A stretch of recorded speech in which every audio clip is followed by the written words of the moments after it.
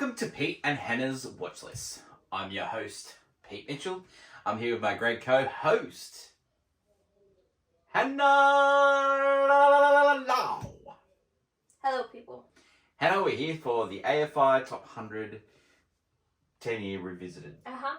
And The Wild Bunch, movie number 79. Yahoo! But before we begin, let us tell the viewers and the listeners what they should do. Pretty please leave a like and subscribe to the channels. Leave a comment down below any of your feedback for the show and any of our others. Hit the notification button and you'll get great content like this one, including movie news. We're gonna play the great scenario game where we picked a lawyer to defend our client. It didn't matter in the end. Yeah, it didn't matter in the end. You know, Al Pacino. The devil has the devil's advocate every time. The cocaine room. We also looked at clickbait headlines and previewed The Fall Guy. And also Zack Snyder's Rebel Moon, whatever. We have What's Next, a show where we help you figure out what's next, and we interrupt regular programs. So a full week of content on the channel. Looking forward to next week.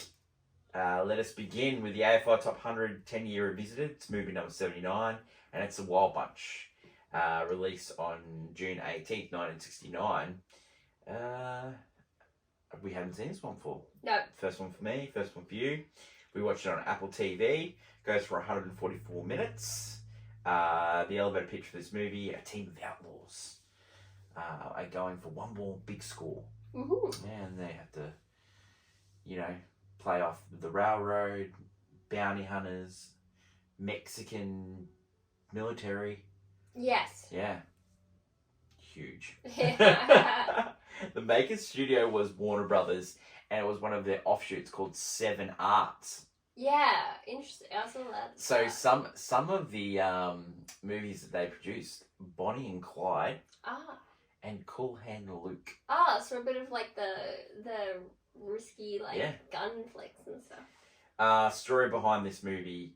It was original idea was Roy and Snicker. He was an actor, a stuntman, a bit like Fall Guy. He was notorious, this guy. He actually, while making this movie, he was down there on the set of Mexico, and he actually created such a ruckus. He was actually escorted out of the country by the Mexican government. Oh, wow. Yeah. Wow, you gotta do something big to... Yeah, wow. I cannot believe that. So this was optioned by Warner Brothers because the great William Goldman had wrote a script and was going around town called Butch Cassidy and Sundance Kid, which was optioned, which later won him the Academy Award for Best Screenplay. So other studios were trying to play catch up, and so they optioned this movie. They got Sam Peckinpah, great name, and also Walter Green to write Roy and Snicker's idea. Oh yeah. Walter Green, he's like been in the television industry for years and years since this movie. He also wrote RoboCop 2. But he's on Law and Order, does with Law and Order episodes now and stuff like that. Oh, okay, so, yeah. The director was Sam Peckinpah. He had been fired from The Cincinnati Kid, a movie that he directed. He also had problems on his first movie, Major Dundee. He was like a well-known TV director. He was also in movies as himself. So he was well-known there. He also met the editor that he used on this movie, director of photography on TV episodes. Other movies that he did other than Cincinnati Kid and Major Dundee. He also did The Getaway, which was a Steve McQueen movie that was also remade in the 90s by Alec Baldwin. Yeah, so it took 79 days to shoot this film. They used 331,000 feet of film. They had 1,288 camera setups. The normal average movie from this length was 1,017. It took 6 months to edit. So after the movie, 6 months, they edited this movie 6 months. Editor was Lombard. he used 3,643 edits. Whoa. Some edits were so minute it was not detectable by the human eye. Whoa. His editing technique, you might remember those, like, he's the favourite editor of, like, John Woo. I love the Catherine Bigelow. Oh, yeah? Tarantino. Oh, yeah? Yeah, so a lot of people have used his craft. This movie is produced by Phil Feldman, who played Senator Number 2 in The Godfather Part 2. He also produced The Toy, starring Richard Pryor, which might be classed as slavery now. A rich white guy buys a black person to be friends with his son. Yeah, okay, that he had to work heavily on this movie after in post-production because the original cut of this movie was like 177 minutes. Then he got him to cut it down to 144.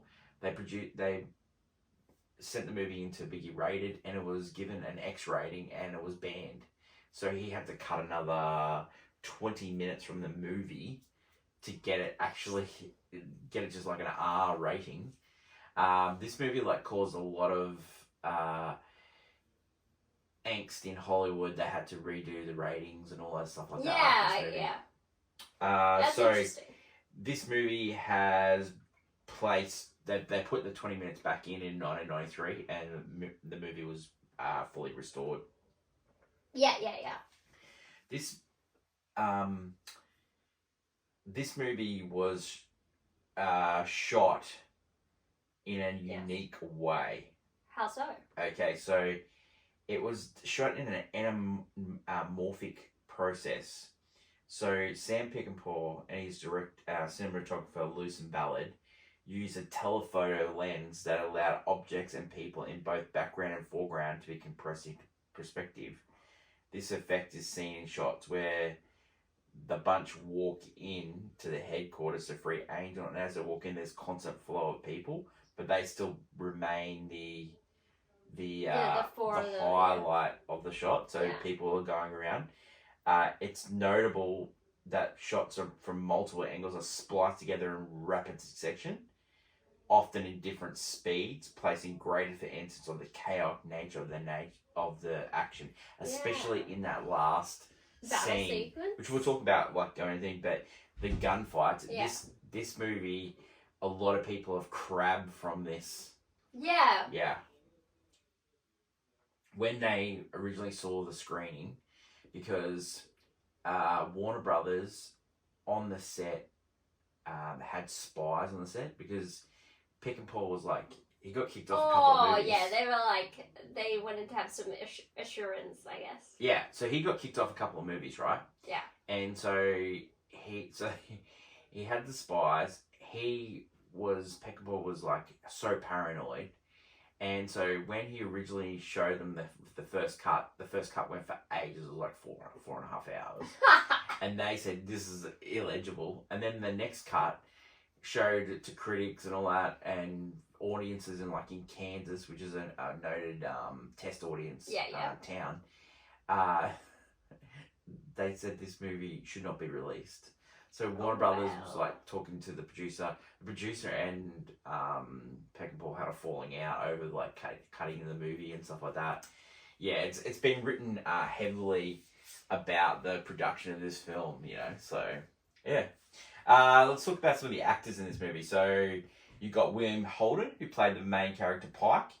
Yes. He was in The Bridge of the River Kwai.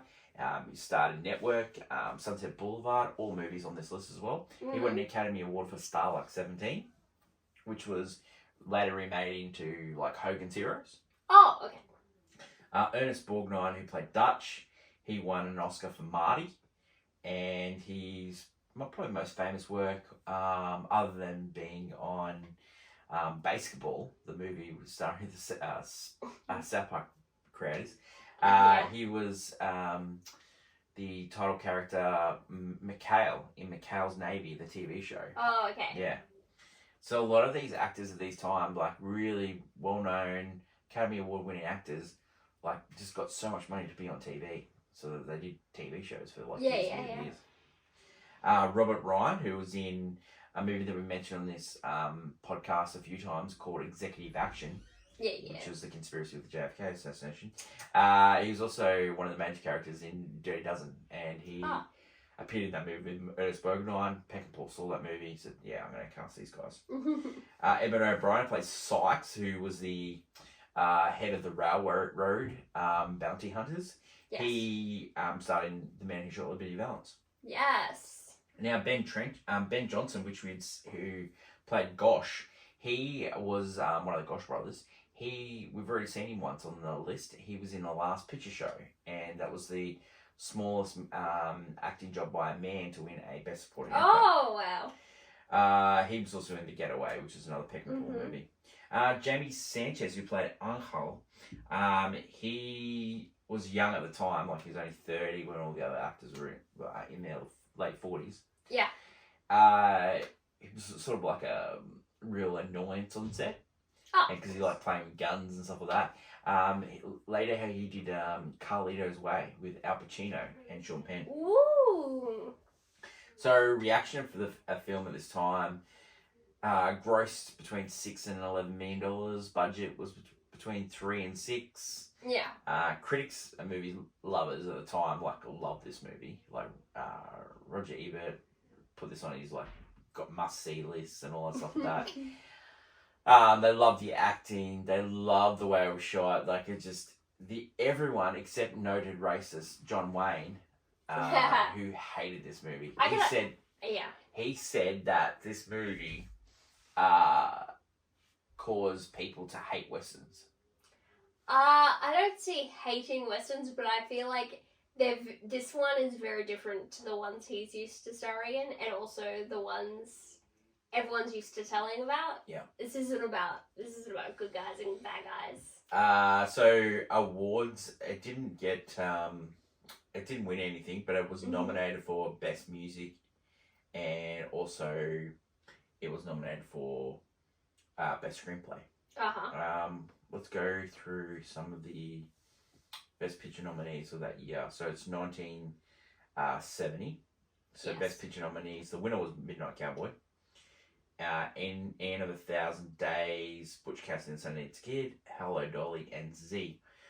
Probably doesn't deserve to be on that list. What? But maybe I've never seen Z. Maybe Z was terrible. I don't know. But you think the Wild Bunch? I can see why it wasn't nominated, but I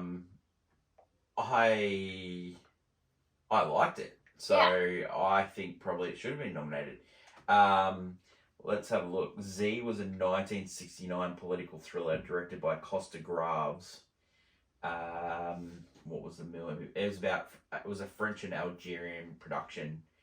The film centers on right-wing military-dominated government and unnamed military state based in Greece. Sounds like a laugh. Yeah, I can see why that was. I can see why they probably nominated at the time. But yeah, Wild Bunch. Okay, so reaction to the film recently. It's got 91% on Rotten Tomatoes, 4.1 on Letterboxd. Seems like a Phil Bro movie to me. IMDb 7.9. Peckinpah is like one of the film bros. They love this guy. I will say when you watch Letterboxd top 4. Yeah. Every director and such. Yeah. The Wild Bunch is. Yeah, well, Cincinnati Kid. Or they're like it just missed out on it. But Cincinnati Kid gets mentioned as well, and also Getaway. Well, that gets mentioned as well. It's a big Steve McQueen movie. Anything written about it? It's been voted the 6th best western of all time. Wow. 69th most thrilling movie. There's a bit of thriller trash elements to this movie. It's also in the Library of Congress. David Ayer has been working on a remake on and off. David Ayer, you might know him from the Suicide Squad. He was also done the very popular movie The Beekeeper. Fury as well, no? Yeah. He was looking on doing a remake with Jamie Foxx and Peter Dinklage. The people have been rumoured to make a remake of this: Tony Scott, Mel Gibson, That one was set in the modern day with the CIA mixed up with drug lords. Sounds cool. That sounds cool. Every Thursday, we do Clickbait. Yeah. Which is on our lovely movie news segment, and we give our hottie hot takes. Yeah. Let's do a hottie hot take here. Yeah. For the Wild Bunch. Yeah. Do you want to go first? Yeah, I have one. Yeah, what's yours hot take? I'm so glad that nowadays we have stuff in place that protect animals on set, because oh my god. Yeah. The amount of horses that possibly got injured on the set, I don't know. But even if they, like, the way they just use them as just fodder. Yeah. Horses, especially westerns, get used. They were like stuntmen. They were just thrown around like rag dolls. They were not cared for, and it's really hard because you're like, oh, but they need them to move places. Also deal with like all the military horses like having mohawks, like they cut like.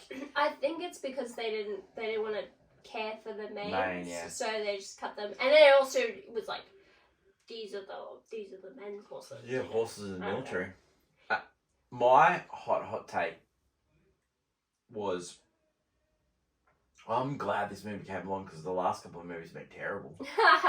I can see what this list doesn't. I can see what they're trying to keep everyone happy, like giving this kind of movie. But I'm really looking forward to when they update this list because I think a lot of these movies won't be on the list. Yeah, I'll be surprised. I don't see the Apartment being on it. I don't see the Apartment being on it. Especially when you got like Some Like It Hot. Yeah. Like why are we putting multiple Billy Wilder pictures on there and missing When Harry Met Sally? And like this is the sixth best Western and it's on the list. Yeah. Do we need 6 Westerns on the list? I think Westerns are important for the American Film Institute because I think when you think America, the only Western should be like the number one. But the Western movies are the it's not like we have superhero movies of the past, and is there going to be 6 superhero movies on the AFI 500? Some of them really, some of them changed the ideals of what, because they were a little bit different, the Westerns. Yes, they're like the superhero movies of the past, but they were dealing with morality and stuff. Like this one is a complete change in what usual Westerns follow. Alright, so upcoming we've got Butch Cassidy and Sundance Kid, which is considered a Western. Unforgiven, considered a Western. Shane, which is considered a Western. What else do we have on the list that is considered a Western? The Treasure of Sierra Madre, also on the list. Yeah. It's not like High Noon on the list. That should be there, so don't even come at me. So there's like a few Westerns on there. Yeah. It's not like the whole list is Westerns. No, but like, there's no superhero movies on this list, like I'm not saying there should be, but like Westerns at the time were the superhero movies. Yeah, but they deal with, I think superhero movies don't deal with morality as much. They deal with good guys, bad guys, whereas Westerns, especially some of these ones, they deal with the idea I could not agree with you more. I agree with you less. Superhero movies are about morality. They're about who's good, who's evil. And then sometimes there'll be like a villain. And Westerns are not. No, I'm saying sometimes Westerns, like this one, challenges the ideas that about loyalty and about the idea of like who lives and dies in the West. Like it's about. Well, I give you a great example of that. It's called Suicide Squad. There's no difference between Suicide Squad and Wild Bunch, in my opinion. There's no difference. Wow. That's what David A. wanted to make it. It's why. That's David. Yeah, he was like, look, I really tried the Suicide Squad. Give me another shot. Okay, let's go down to our review, and we'll start with scene breakdown. Yeah. So we've got the opening scene where the Wild Bunch are riding through town. They're about to rob a bank. I'd like to say they are dressed like military Yeah. officers, so you have no idea. Like, at the start of this film, you think... They're dressing like cavalry uniform. Yeah, we're thinking these are the good guys that come into town, and then they rob a bank, so... We notice that there's like an ambush, and at this time we're getting like credits, and I don't know if you noticed, but like Borgnine and William Holden were like giving really nice silhouette pictures. Yeah, everyone else was giving trash. Given, like, Robert Ryan was given horse's ass, and the reason why he was given horse's ass is because he told director Sam Peckinpah that he was the #1 actor on this movie, even though 2 Oscar winners were in the cast. It was Borgnine and William Holden. He wanted top billing, but he gave him the horse's ass picture. Then we get the gross, creepy guy who's been told to shoot them if they moved. And he's like singing a song about coming down the river, and then he was licking someone's ear. Yeah. The reason why I bring this up was because Peckinpah pulled this guy aside and said, "I want you to be the grossest human being possible. This is what I want you to do. I want you to suck on this woman's ear." Okay. That's not true. on script, but I just saying. This is where we start getting to the territory of he just wanted some crazy stuff to happen. Yeah. Like the lawmen and like the bounty hunters, they just didn't care about people. Like there was 22 people died in this opening scene alone. Yeah, because what happens is the town wanted the money. The town's having its own march, but these people who have been like luring the bad guys, they haven't told the town that they're doing this. Yeah. So it's just like parade and then gunfight. And then like when our wild bunch gets away, most of them. Yeah. And one of them has been shot and he gets put down by the wild bunch. Yeah. But then the bounty hunters come in and they claim their prizes. Like they're taking boots, they're taking guns, they're taking all the prizes. It ends up like it was a failure because the people that they killed were only worth $500, but the real wild bunch, they're worth the big money. Yeah. There was some really gross cuts in this movie. Yes.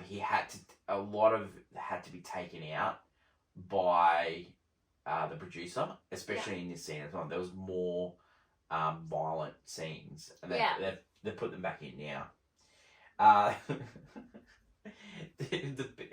The Sykes, the head of the railroad, where he's like, "We represent the law." Like it's just some of the like one-liners in this movie is so good. And most of them are from Pike, but like Pike saying, you know, they don't care about friends and stuff like that. You know, we're all in this for ourselves and stuff like that. They left that kid who was the gross guy. You know, like they just, you know, like Thornton, who was Pike's friend, who's now screwing Pike over. Pike didn't resent him. He thought, you know, that's what you have to do. You know, so backstabbing, all this, it's okay by the wild bunch, you know. And Thornton had to screw these guys over, who he's going to the famous jail, Yuma. Yeah, which he already was at. Yeah. He don't want to go back there. Yeah, and you get the quick cuts of him getting like, you get the lashes. Yeah, and that's just it. It's like you have this guy who definitely doesn't want to, like, he's on the side of justice, but he doesn't want to, like, actually, you know, kind of get them in a weird way. So the whole shootout at the start was just an absolute failure for the bounty hunters. Yeah. Sykes, the head of the railroad, and the bounty hunters, he tells Thornton, "You've got 30 days or you end up back at Yuma to find Pike." So the wild bunch is heading to Mexico. It's either we stick together as a bunch or we end it now. Great line from Pike. They realise in their talking that it was a setup by the railroad men because there was no money in the bags. It was washers. Yeah. The bounty hunters, the law, and the railroad are all working together to take the wild bunch down. Pike's at this time, he cares more about the one-liners than he does actually getting on a horse. He falls off, because he's an old man. Well, they drift off the sand. Yeah. All horses fall, and then they pick the horses back up. And he just like. Well, they're getting led by like an old man that's like, he's part drunk, old Jesse, and basically what they're trying to do is like they're heading to Mexico to rethink their steps. Yeah, Piper's also was saying like that scores was his last, so he's basically kind of on the outs. Yeah, you just do one more score. It's like it's just a classic Hollywood trope. Like they use it in the town as well. Like Ben Affleck's got like one more score. I could do it. Yeah. So they're heading to Angel's hometown. They meet this general who's going against the Mexican army, and he wants to take over northern Mexico. And he says that you have to steal some U.S. military guns. Yeah. And if you do that, we'll give you 10,000 pieces. Meanwhile, he's got Angel's ex-girlfriend on his lap, and Angel just straight up shoots her while the general's on the lap. Yeah. Like he's cold-hearted, old Angel. So they meet these German specialists, and they tell them like, this is how you're gonna rob a train. And on the train is 16 cases of ammunition. And 16 cases of rifles. And if you bring that back, you get the 10,000 pieces. So while they're planning this, Pike's planning it, the Gosh brothers are in vats of wine with women.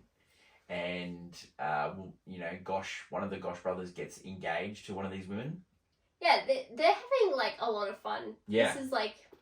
So, in Ben Johnson's autobiography, he said that the women were actually real prostitutes in real life. And the reason why they were real prostitutes was because Peckinpah picked them up at a local establishment and brought them to set because he wanted to put it on the costs that Warner Brothers were paying for prostitutes. Wow, he was just like... So after we get the great prostitution scene, we get into the train heist. The train heist is an amazing 20 minutes of this film. Yeah. Great train heist, great cuts. They go for a silent taking of the train, which is very much... But Thornton's one step ahead of him. He's on the train already. Yeah. Because he knows. Yeah. He knows their place. Yeah. He's going play by play. The train heist moves into they're getting away with a wagon full of ammunition, and the wagon gets stuck on a bridge. And the bridge they're trying to blow up. So they're trying to lift the wagon off. The fuse is going. You're getting a shootout from top and bottom. Yeah. And then Thornton and his men get up on the bridge, and the bridge blows off. Horses get destroyed. And the boys get away. So Angel is working with the Indians, and the Indians come and steal some of the guns. Yeah. Which was sort of like a deal worked out, but it comes back to haunt the Wild Bunch. So they start giving the guns to the general. Yeah. And one of the guns turns out to be a machine gun. And the general starts using the machine gun, but he doesn't put it on the tripod, and so he's using it incorrectly, and he's going around shooting everyone. The Germans are yelling out, "You've got to use the tripod!" and then afterwards, after he's like used it for like 10-15 minutes, the general goes, "Put this gun on the tripod." It's like... So how they do it, so they don't want to get double crossed by the general. So they're just doing the guns in waves, so they're bringing back money. And then they send Angle, who's already had a problem with the general in the past. Yeah. They send him there to send some more guns, and then the general asks him, "Did you steal some guns?" Yeah, they count. And he goes, "No." And he goes, "Well, the woman that you killed's mother said you did." And so they take him hostage. And then old Ernest Borgnine's character send him up the river. Oh. They go back, and then we get a great Pike. We've got to go save him. All that stuff. Even though they've screwed people over in the past, they've shot people. friends. This is one of our own. Yeah. Yeah, I think they've come this like them as a group. I think they've all grown close because Angel was the newest of the members and probably, but they'd grown fond of him for some reason. So Thornton's chasing them down at this stage as well, and so he keeps. And so it's... like Pike sort of like respects Thornton, and he says, you know, this man gave his word, and he's going to. And then Ernest Borgnine, he's like, hey, it's not about who you give your word. If you give your word, it's who you give your word to. And the railroad are evil, you know, like, and so they're having it out.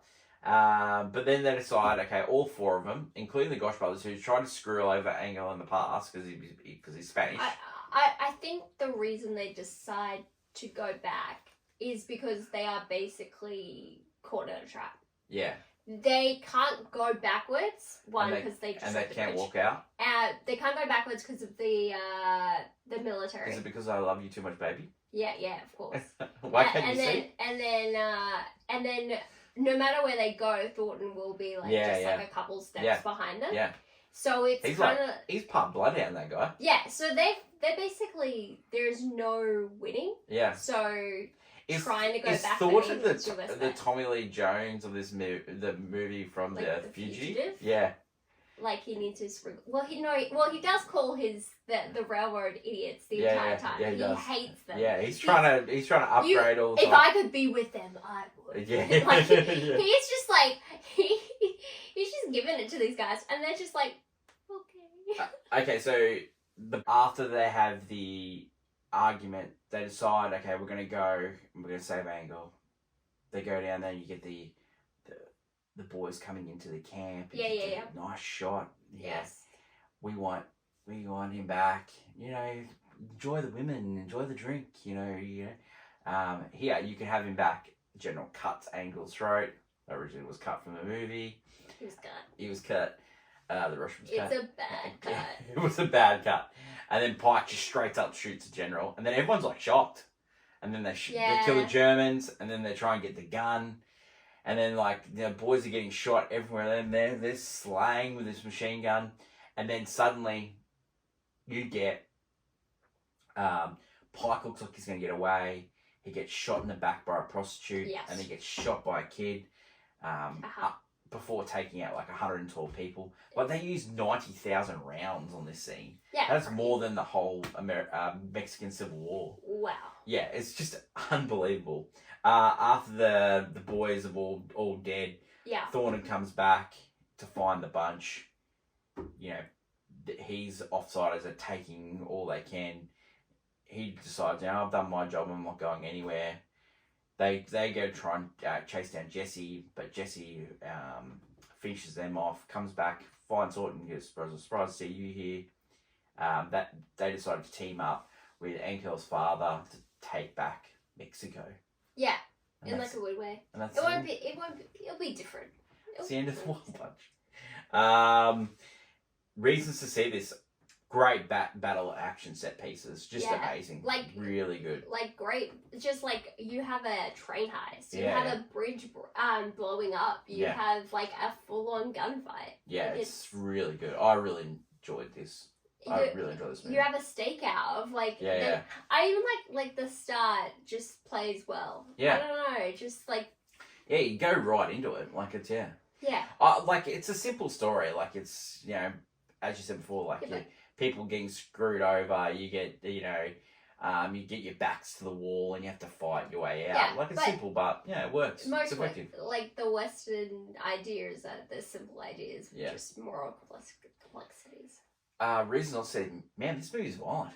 Like, and the use of, like, you know, hurting the horses and stuff like that, they don't mess around in this movie. It's, it's not for the faint of heart. Like, you actually see a guy get his throat cut. Like, it's, yikes. Does this deserve to be on the list? Yeah, I reckon it's good. Does it be higher? Like, I could see this being higher. Like, I know what's coming up, and I can see it being higher. I'd definitely buy this on 4K, or like a restoration. I would love it. Would love to see the sound. Like, I really enjoyed the soundtrack of this movie as well. Like, it was a bit different. Like, it wasn't like a, you know, Like it was like a fun, rompy sort of soundtrack. It was quite good. I'd definitely watch this movie again. Yeah. Rating for this one, I'd say Golf Club. Yeah, I'd say Golf Club too. Yeah. Yeah. Yeah. I'm glad that we watched a Wild Bunch. I really enjoyed it. Next weekend, Modern Times, starring the great Charles Chaplin. Written, directed, produced by Charles Chaplin. It's our first one of him. Second silent movie on the list. Yes. Sunrise we did before. So so movie number 78, Modern Times. Next on the AFI Top 100. That is it for us. Don't forget to send us feedback, good or bad, and let us know and what you're looking forward to on the upcoming episodes of AFI Top 100. That is my great co-host Hannah. Until next week when we catch up we interrupt regular programming, our TV podcast. Have a great weekend and long live cinema. Bye.